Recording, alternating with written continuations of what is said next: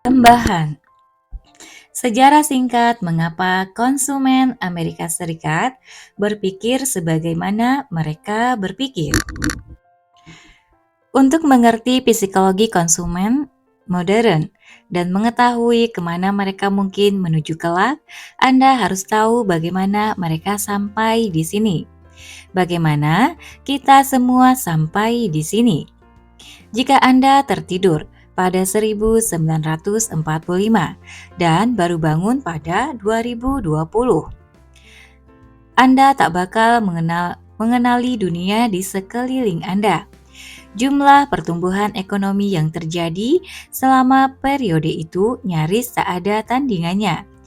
Jika Anda melihat tingkat kekayaan di New York dan San Francisco, Anda bakal kaget.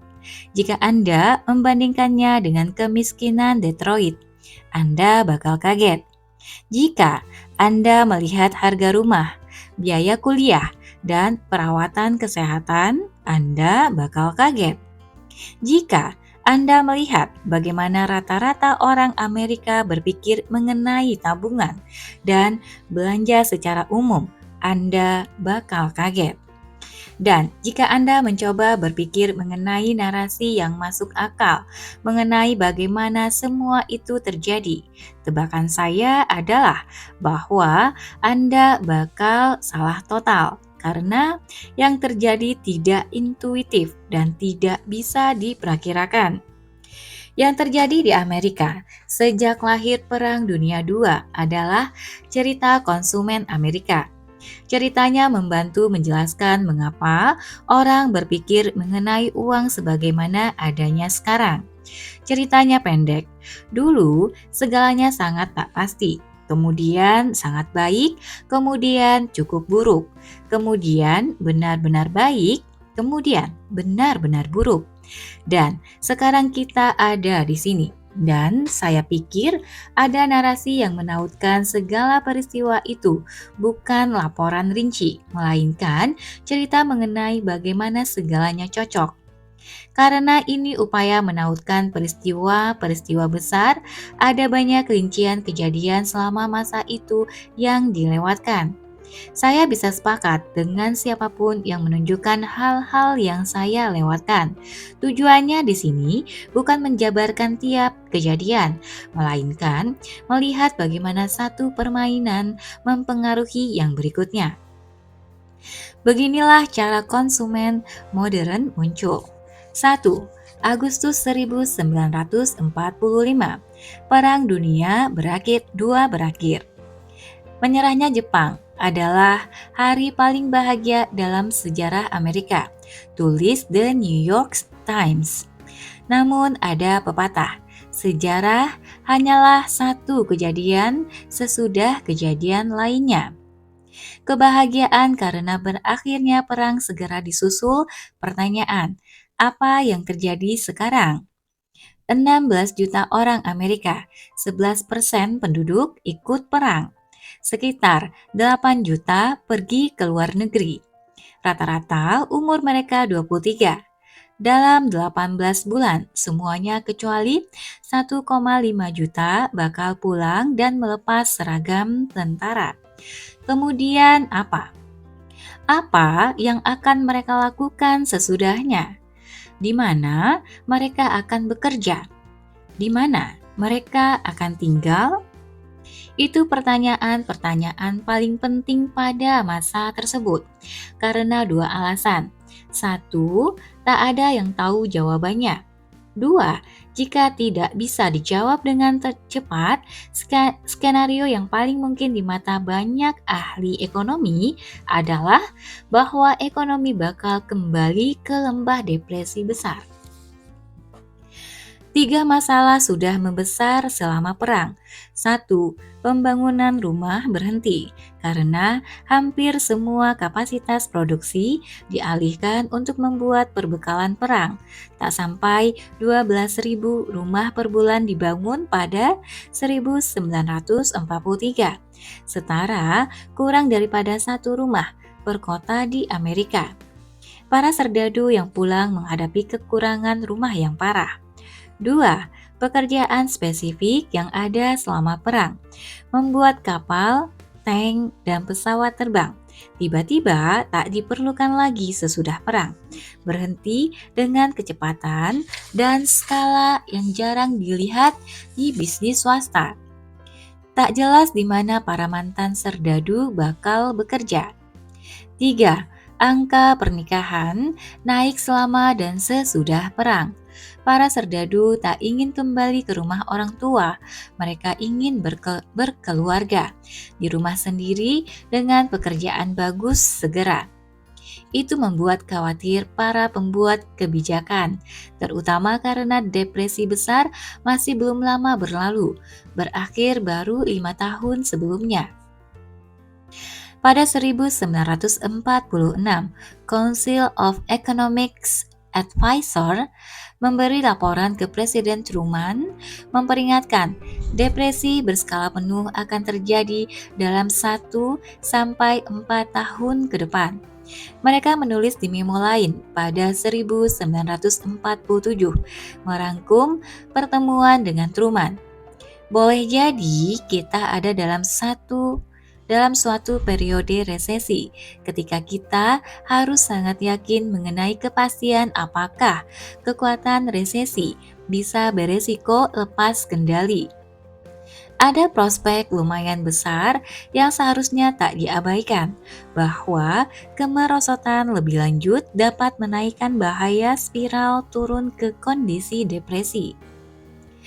Rasa takut itu diperparah fakta bahwa ekspor tak dapat diandalkan langsung untuk pertumbuhan karena dua ekonomi terbesar lain, Eropa dan Jepang, sedang hancur dan menghadapi krisis kemanusiaan.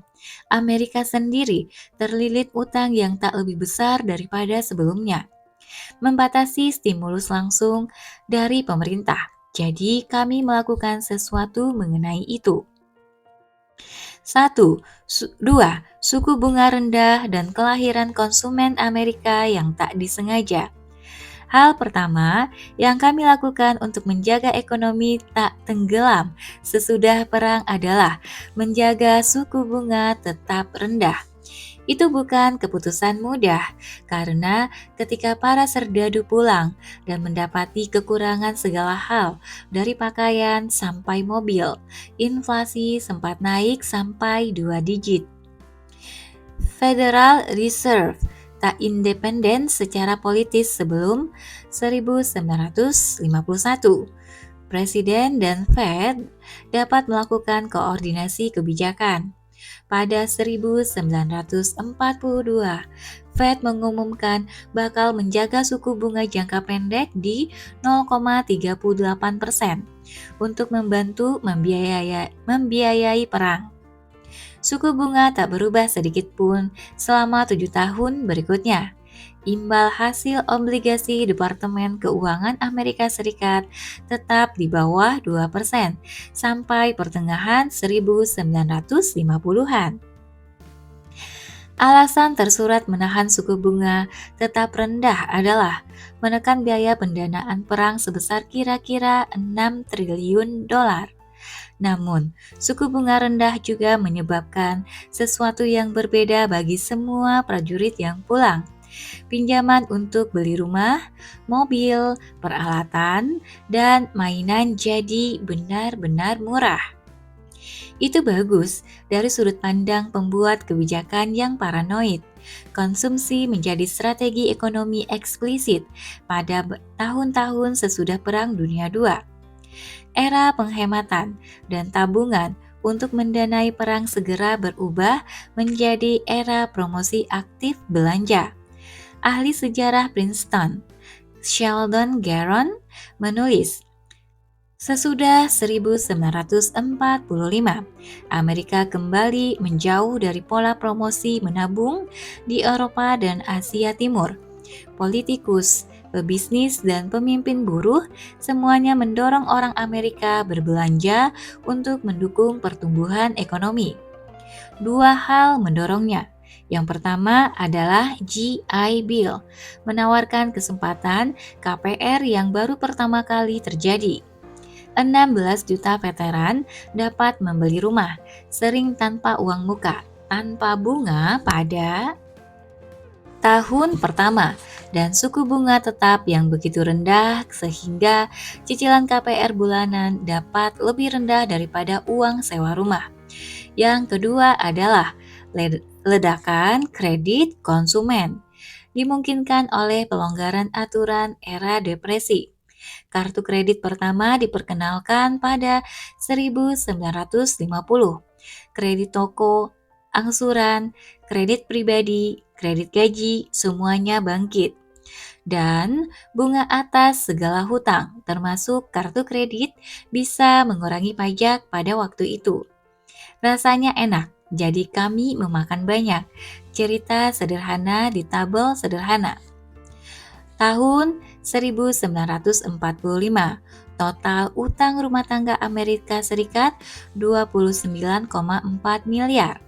Tahun 1955, 125,7 miliar. Dan tahun 1965, 331,2 miliar. Utang rumah tangga pada 1950-an tumbuh 1,5 kali lebih cepat daripada selama maraknya utang pada 2000-an. 3. Ledakan permintaan barang yang didorong ledakan kredit dan ledakan produktivitas tersembunyi pada 1930-an menyebabkan ledakan ekonomi. Dasawarsa 1930-an adalah yang paling berat secara ekonomi dalam sejarah Amerika. Namun, ada sisi baik yang harus diketahui sesudah dua dasawarsa, karena kebutuhan depresi besar mendorong pencarian jalan produktivitas dan inovasi. Kami tak memperhatikan ledakan produktivitas pada 1930-an karena semua orang fokus ke betapa buruk keadaan ekonomi. Kami tak memperhatikannya pada 1940-an karena semua orang fokus ke perang. Kemudian 1950-an tiba-tiba dan kami tiba-tiba menyadari, wow, kita punya beberapa ciptaan baru yang hebat dan sangat jago membuatnya. Alat rumah tangga, mobil, telepon, AC, listrik. Hampir mustahil membeli banyak barang kebutuhan rumah tangga selama perang, karena pabrik-pabrik dijadikan tempat membuat senjata dan kapal. Akhirnya, tercipta penumpukan permintaan barang dari para prajurit sesudah perang. Sesudah menikah, ingin melanjutkan hidup dan bisa mendapat kredit konsumen rumah.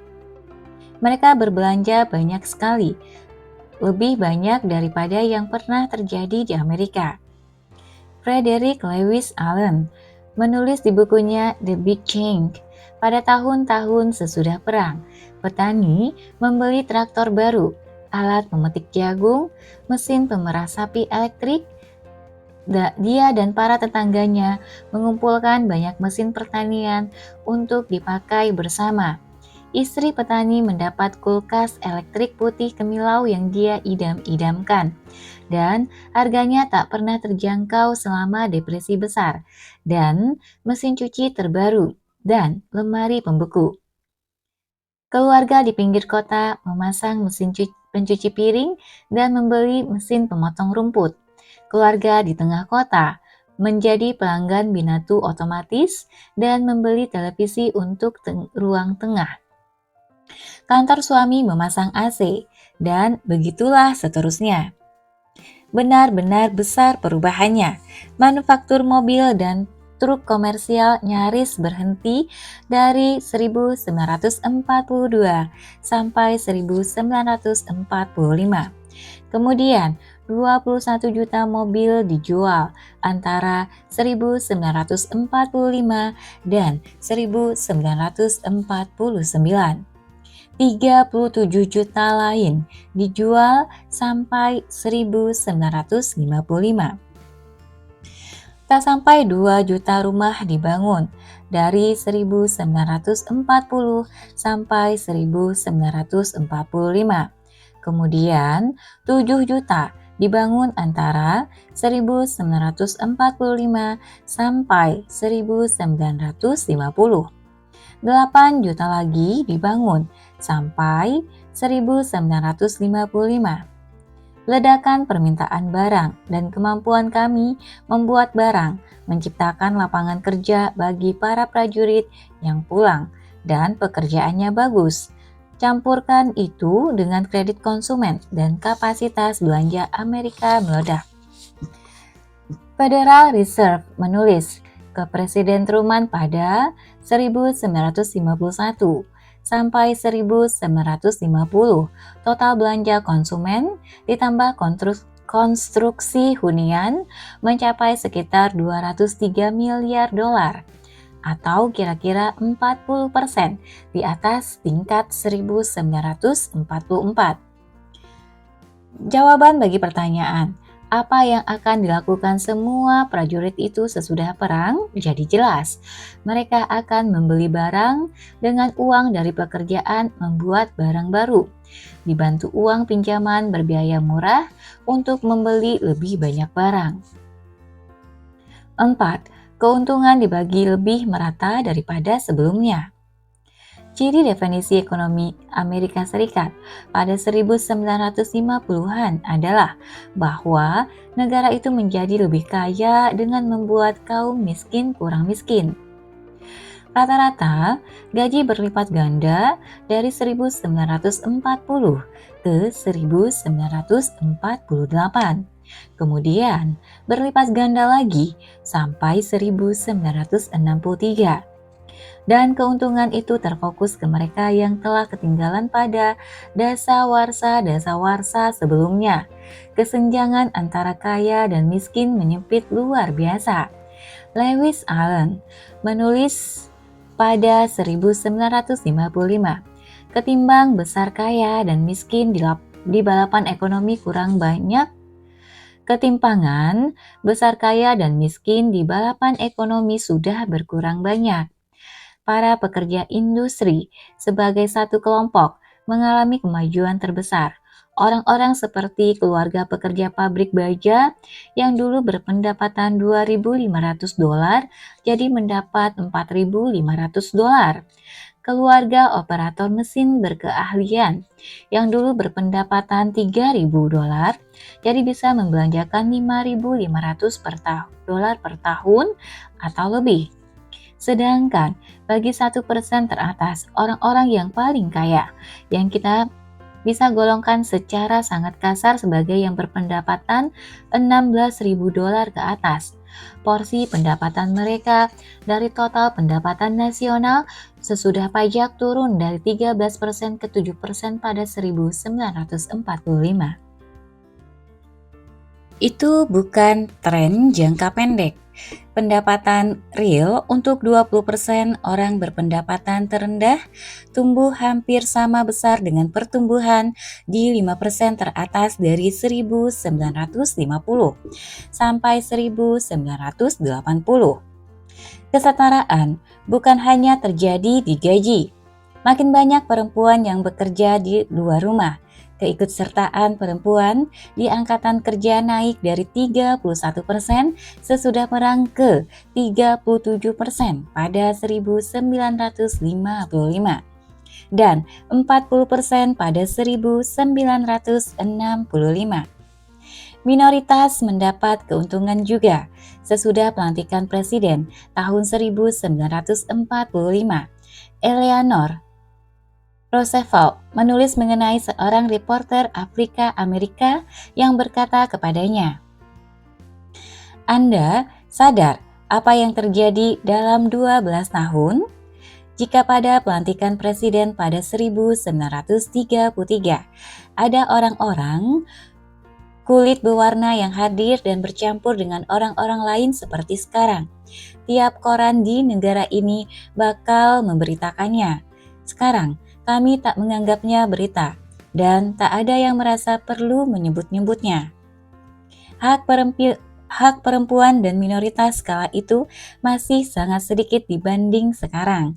Namun, kemajuan ke arah kesetaraan pada akhir 1940-an dan 1950-an memang luar biasa. Penyetaraan antar kelas berarti penyetaraan gaya hidup. Orang biasa mengendarai Chevrolet, orang kaya mengendarai Cadillac. TV dan radio menyetarakan hiburan dan budaya yang orang nikmati tanpa pandang kelas.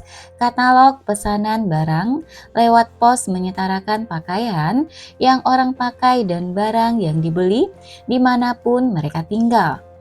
Harper's Magazine mengabarkan pada 1957, orang kaya mengisap rokok sejenis dengan yang dinikmati orang miskin, bercukur dengan pisau cukur yang sama, menggunakan telepon, pengisap debu, radio, dan TV berjenis sama, punya peralatan penerangan dan pemanas yang sama di rumah, dan sebagainya. Perbedaan mobil orang kaya dan mobil orang miskin tidak banyak. Mesin dan perlengkapannya sama. Pada tahun-tahun pertama abad ini ada kesenjangan mobil. Paul Graham menulis pada 2016 mengenai bagaimana sesuatu sesederhana keberadaan hanya 3 stasiun TV memeratakan budaya. Sukar dibayangkan sekarang, tapi tiap malam puluhan juta keluarga duduk bersama di depan televisi menonton acara yang sama pada waktu yang sama seperti tetangga sebelah rumahnya. Yang terjadi sekarang kalau ada Super Bowl dulu terjadi tiap malam. Kami benar-benar selaras. Itu penting. Orang mengukur kesejahteraan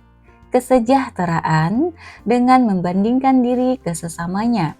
Dan dalam sebagian besar periode 1945 sampai 1980, orang punya banyak orang lain yang setara sebagai bahan perbandingan. Banyak orang, sebagian besar orang, hidup setara atau setidaknya tak jauh beda dengan tetangga di sekelilingnya. Gagasan bahwa kehidupan orang jadi setara seperti pendapatan mereka adalah poin penting cerita yang nanti kita bahas lagi. 5. Utang naik tinggi, namun pendapatan juga, jadi dampaknya tak besar.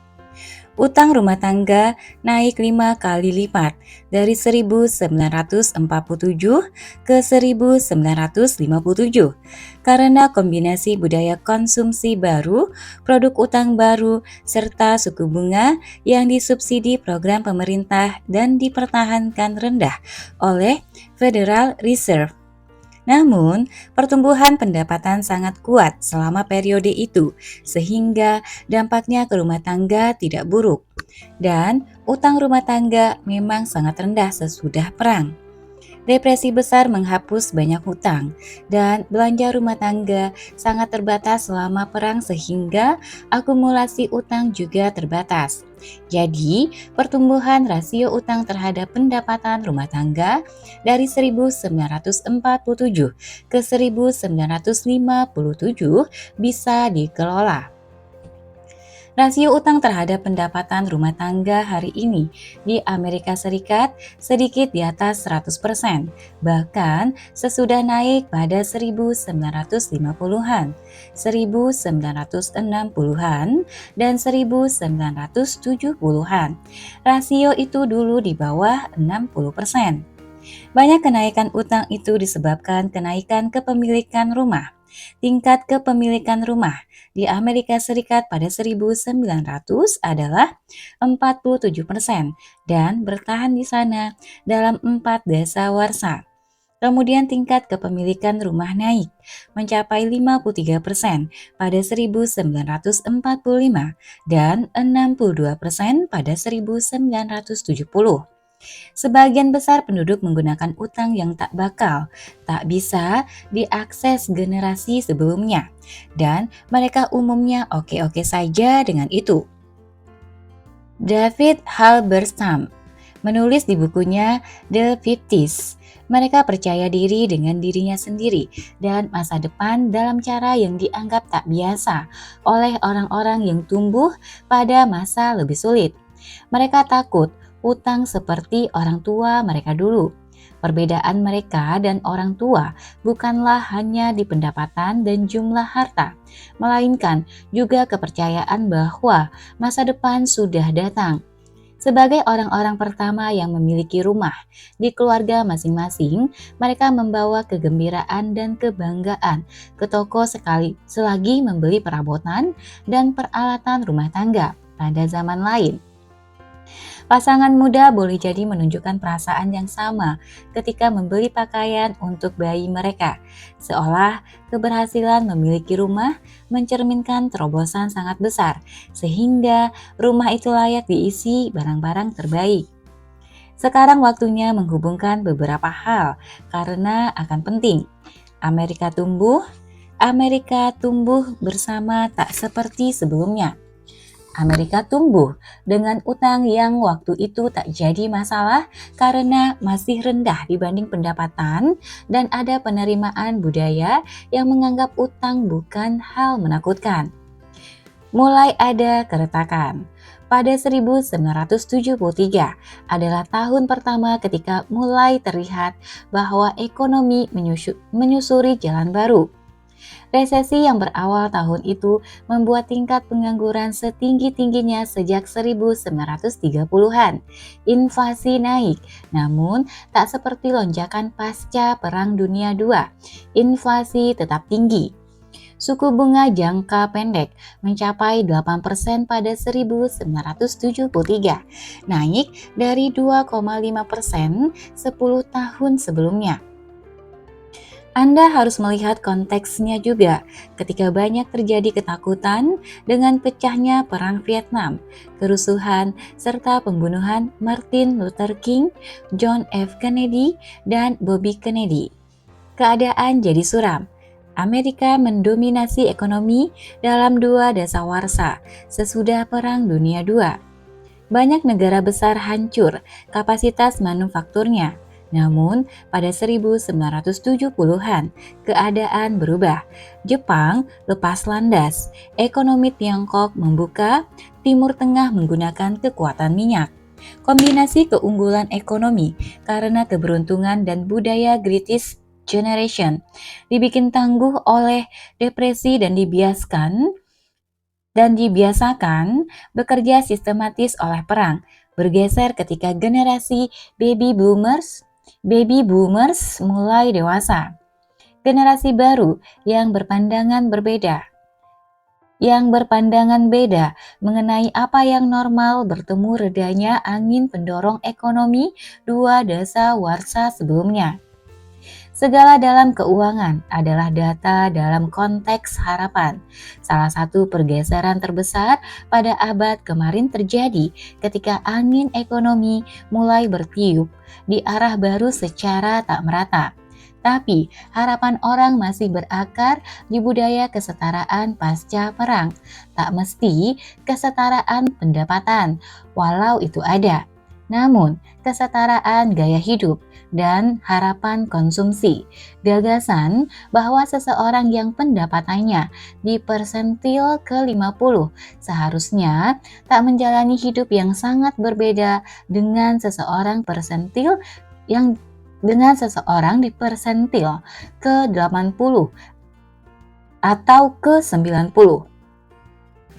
Dan bahwa seseorang di persentil ke-99 hidup dengan lebih baik, tapi masih bisa dibayangkan oleh seseorang di persentil ke-50.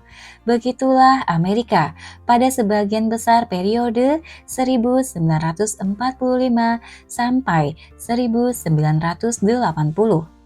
Tak penting apakah Anda berpikir itu benar atau salah secara moral, yang penting itu terjadi.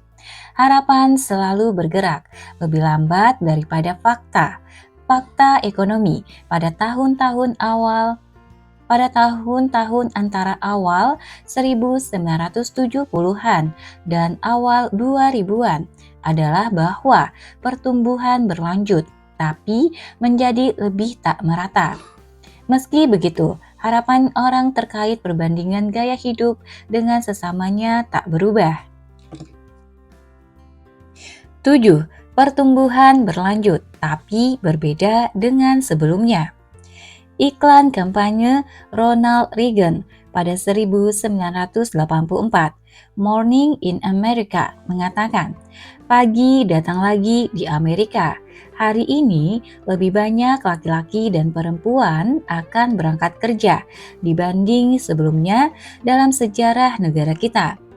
Dengan suku bunga setengah rekor tertinggi pada 1980, hampir 2.000 keluarga hari ini akan membeli rumah baru, lebih banyak daripada kapanpun dalam 4 tahun kemarin.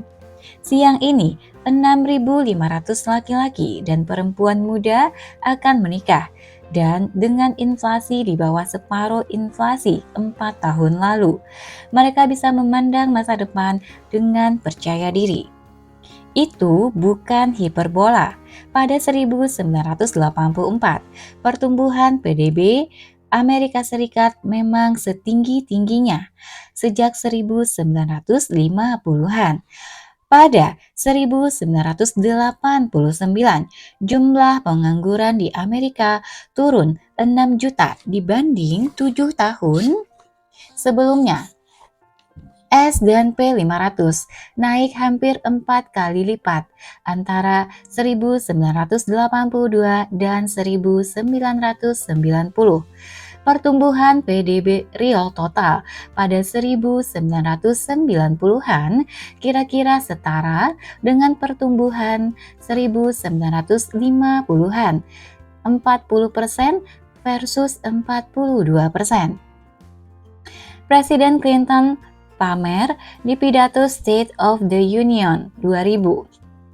Kita mengawali abad baru dengan 20 juta lebih lowongan kerja baru, pertumbuhan ekonomi tercepat dalam 30 tahun lebih, tingkat pengangguran terendah dalam 30 tahun, tingkat kemiskinan terendah dalam 20 tahun. Tingkat pengangguran terendah yang pernah tercatat di kelompok Afrika, Amerika, dan Hispanik. Surplus berturut-turut untuk pertama kali sesudah 42 tahun. Dan bulan depan, Amerika akan mencapai periode pertumbuhan ekonomi terpanjang sepanjang sejarah kita. Kita telah membangun ekonomi baru. Kalimat terakhirnya penting. Ekonomi baru. Perbedaan terbesar antara ekonomi periode 1945 sampai 1973 dan periode 1982 sampai 2000 adalah bahwa jumlah pertumbuhan yang sama masuk ke kantong yang berbeda. Barangkali Anda sudah mendengar angka-angka berikut, tapi tak ada salahnya diulang lagi. The Atlantic menulis antara 1993 dan 2012, 1% teratas mengalami kenaikan pendapatan 86,1%, sementara 99% terbawah hanya mengalami kenaikan pendapatan 6,6%. Joseph Stiglitz pada 2011. Sementara 1% teratas mengalami kenaikan pendapatan 18% pada dasawarsa kemarin, yang di tengah malah turun pendapatannya. Bagi orang lulusan SMA, penurunannya besar, 12% dalam seperempat abad terakhir saja. Itu hampir kebalikan pemerataan yang terjadi sesudah Perang Dunia II. Mengapa itu terjadi adalah salah satu perdebatan sengit dalam ekonomi yang hanya kalah oleh perdebatan mengenai apa yang harus kita lakukan terhadapnya. Untungnya bagi diskusi ini keduanya tidak berpengaruh. Yang penting adalah bahwa kesenjangan tajam menjadi lebih kuat dalam 35 tahun terakhir dan terjadinya pada periode ketika budaya Amerika masih menganut dua hal yang berakar di ekonomi pasca Perang Dunia II, bahwa kami harus bergaya hidup seperti sebagian besar orang Amerika lain dan bahwa berutang untuk membiayai gaya hidup itu bisa diterima. 8. Rentangan besar. Kenaikan pendapatan sekelompok kecil orang Amerika membuat gaya hidup kelompok itu makin berbeda. Mereka membeli rumah lebih besar, mobil lebih keren, masuk sekolah lebih mahal, dan berlibur lebih mewah. Semua orang lain menyaksikan didorong industri periklanan Madison Avenue pada 1980-an dan 1990-an, lalu internet sesudahnya. Gaya hidup sebagian kecil orang Amerika yang jadi kaya dengan cara sah memperbesar cita-cita mayoritas orang Amerika yang pendapatannya tak naik. Budaya kesetaraan dan kebersamaan yang tumbuh dari 1950-an sampai 1970-an tahu-tahu berubah jadi persaingan dengan tetangga. Anda bisa lihat masalahnya sekarang. Joe, bankir investasi yang pendapatannya $900.000 per tahun, membeli rumah seluas 300 meter persegi dengan 2 Mercedes dan menyekolahkan 3 anaknya di Pepperdine. Dia mampu menanggung semua itu. Peter, manajer kantor cabang bank yang pendapatannya $80.000 per tahun, melihat Joe dan di bawah sadar merasa berhak atas gaya hidup yang sama. Karena orang tua Peter percaya dan mengajarinya bahwa gaya hidup orang Amerika mestinya tak jauh beda, kalaupun pekerjaannya berbeda-beda. Orang tua Peter benar untuk zamannya karena distribusi pendapatan lebih rapat. Namun itu dulu, Peter hidup di dunia yang berbeda. Meski begitu, harapannya tak beda jauh dibanding harapan orang tuanya, bahkan ketika faktanya sudah berubah. Jadi, apa yang Peter lakukan? Dia meminjam uang dalam jumlah besar. Dia punya utang kartu kredit $45.000. 2 mobilnya masih dicicil. Anak-anaknya akan lulus kuliah dengan uang kuliah yang besar. Dia tak mampu membeli segala yang Joe mampu beli, tapi dia berusaha keras mencapai gaya hidup yang sama. Rentangannya besar sekali. Kiranya itu bakal tampak gila-gilaan bagi orang 1930-an. Namun, kami sudah menjalani 75 tahun sejak akhir Perang Dunia II dengan menumbuhkan penerimaan kultural atas utang rumah tangga. Pada waktu ketika median gaji tak naik turun, median rumah baru Amerika hampir 50% lebih luas. Rata-rata rumah baru Amerika sekarang punya lebih banyak kamar mandi daripada penghuni. Hampir separuh punya 4 kamar tidur atau lebih, naik dari 18% pada 1983. Rata-rata kredit mobil disesuaikan dengan inflasi, naik melebihi 2 kali lipat antara 1975 dan 2003, dari $12.300 ke $27.900. Anda juga tahulah apa yang terjadi dengan biaya kuliah dan utang untuk membayarnya. Rasio utang terhadap pendapatan rumah tangga tak naik dari 1963 sampai 1973. Kemudian rasio itu naik dan naik dan naik dari sekitar 60% pada 1973 ke 130% lebih pada 2007. Bahkan ketika suku bunga turun dari awal 1980-an sampai 2020, persentase pendapatan yang dihabiskan untuk membayar utang naik dan makin besar di kelompok berpendapatan rendah. Porsi pendapatan untuk membayar utang sedikit di atas 8% untuk kelompok berpendapatan tertinggi. Mereka yang mendapat hasil terbesar, tapi di atas 21% untuk yang berada di bawah persentil ke-50. Perbedaan antara kenaikan utang yang sekarang dan kenaikan utang yang terjadi pada 1950-an dan 1960-an adalah bahwa yang sekarang berawal dari dasar yang tinggi. Ahli ekonomi Hyman Minsky menjabarkan awal krisis utang saat ketika orang mengambil lebih banyak utang daripada yang bisa dilunasi. Itu saat yang buruk dan menyakitkan. Ibarat tokoh kartun Wile E. Coyote melihat ke bawah, menyadari tidak ada dasar yang dia injak lalu jatuh. Tentu saja, itulah yang terjadi pada 2008. 9. Sekali suatu paradigma menjadi mapan, sulit sekali membalikkannya. 9. Sekali suatu paradigma menjadi mapan, sulit sekali membalikannya. Banyak utang dihapuskan sesudah 2008, kemudian suku bunga turun. Pembayaran utang rumah tangga sebagai persentase pendapatan sekarang berada di tingkat terendah dalam 35 tahun. Namun, tanggapan terhadap 2008 meski diperlukan mengulang beberapa tren yang membuat kami berada dalam keadaan ini.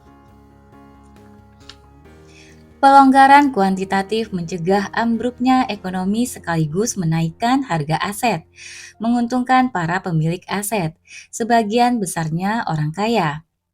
Fed menalangi utang korporat pada 2008. Itu membantu mereka yang memiliki utang, sebagian besarnya orang kaya. Potongan pajak selama 20 tahun terakhir di Amerika sebagian besar dinikmati orang berpendapatan lebih tinggi. Orang dengan berpendapatan lebih tinggi memasukkan anak-anaknya ke perguruan tinggi terbaik.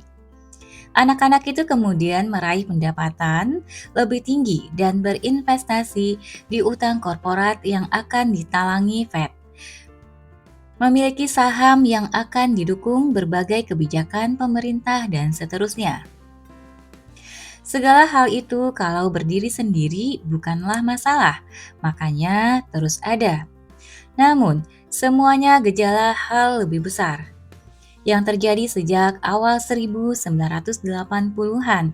Ekonomi lebih menguntungkan beberapa orang dibanding yang lain. Keberhasilan tak semeritokratik dulu dan imbalannya lebih besar dibanding era terdahulu. Anda tak harus berpikir itu benar atau salah secara moral.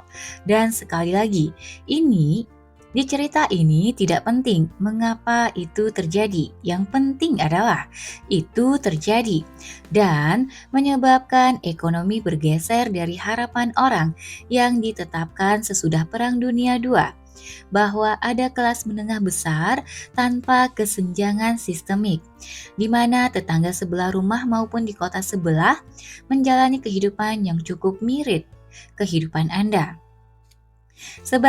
Sebagian alasan harapan itu bertahan selama 35 tahun sesudah bergeser dari realitas adalah karena rasanya begitu enak bagi banyak orang ketika valid. Sesuatu yang seenak itu, atau setidaknya berkesan enak, tak gampang dilepas. Jadi, orang tak melepasnya, mereka menginginkannya kembali. 10. Tea Party, Occupy Wall Street, Brexit, dan Donald Trump, masing-masing mewakili satu kelompok yang berteriak, "Stop, saya mau turun." Rincian teriakan mereka berbeda-beda, tapi semuanya berteriak setidaknya sekali-sekali karena keadaan tidak membantu mereka. Dalam konteks harapan pasca Perang Dunia II, bahwa keadaan harus bekerja setidaknya setara bagi semua orang. Anda boleh mencibir gagasan mengaitkan kebangkitan Trump dengan kesenjangan pendapatan saja. Silahkan. Hal-hal seperti itu selalu berlapis-lapis kompleksitasnya. Namun, itu bagian pen- penting alasan orang berpikir. Saya tak hidup di dunia yang saya harapkan. Itu bikin saya marah, jadi bodoh amat. Persetan dengan kamu, saya akan perjuangkan sesuatu yang beda. Karena yang ini, apapun dia tidak bekerja. Ambil mentalitas itu dan perkuat dengan kedahsyatan Facebook, Instagram, dan berita TV kabel, di mana orang makin mengetahui bagaimana orang lain hidup. Lebih daripada sebelumnya, bensin bertemu api. Benedict Evans berkata, makin banyak sudut pandang baru yang internet sodorkan ke orang-orang, makin marah orang karena menyadari pandangan yang berbeda. Itu pergeseran besar dari ekonomi pasca perang, di mana kisaran pendapat ekonomi lebih kecil. Karena kisaran hasil sebenarnya memang lebih kecil, serta tidak mudah melihat bagaimana orang lain hidup dan berpikir. Saya tak pesimis, ekonomi adalah cerita siklus. Ada yang datang, ada yang pergi. Tingkat pengangguran di Amerika Serikat sekarang paling rendah dalam beberapa puluh tahun. Gaji sekarang sebenarnya tumbuh lebih cepat dari pekerja berpendapatan rendah dibanding orang kaya. Biaya kuliah boleh dikata berhenti bertambah sesudah dana hibah dipertimbangkan. Jika semua orang mempelajari kemajuan perawatan kesehatan, komunikasi, transportasi, dan hak sipil sejak 1950-an. Tebakan saya adalah sebagian besar tak mau kembali ke masa lalu. Namun, satu tema sentral cerita ini adalah bahwa harapan bergerak lebih lambat daripada realitas di lapangan. Itu berlaku ketika orang bertahan di harapan 1950-an, selagi ekonomi berubah dalam 35 tahun sesudahnya. Bahkan jika kelas menengah mulai bangkit lagi hari ini. Anggapan bahwa semua orang dirugikan kecuali yang ada di paling atas boleh jadi bertahan lama. Jadi era ini tidak bekerja lagi bisa bertahan. Dan era kita perlu sesuatu yang benar-benar baru. Sekarang apapun itu bisa bertahan. Boleh dikata itu bagian hal yang mengawali peristiwa yang mengarah ke Perang Dunia II. Awal ceritanya. Sejarah hanyalah satu kejadian sesudah kejadian lain. Sesudah kejadian lainnya. Oke teman-teman, The Psychology of Money-nya selesai sampai di sini. Dan sisanya hanya ucapan terima kasih, nggak perlu dibacain ya. Terima kasih sudah mendengarkan, semoga bermanfaat dan sampai ketemu di buku selanjutnya. Assalamualaikum.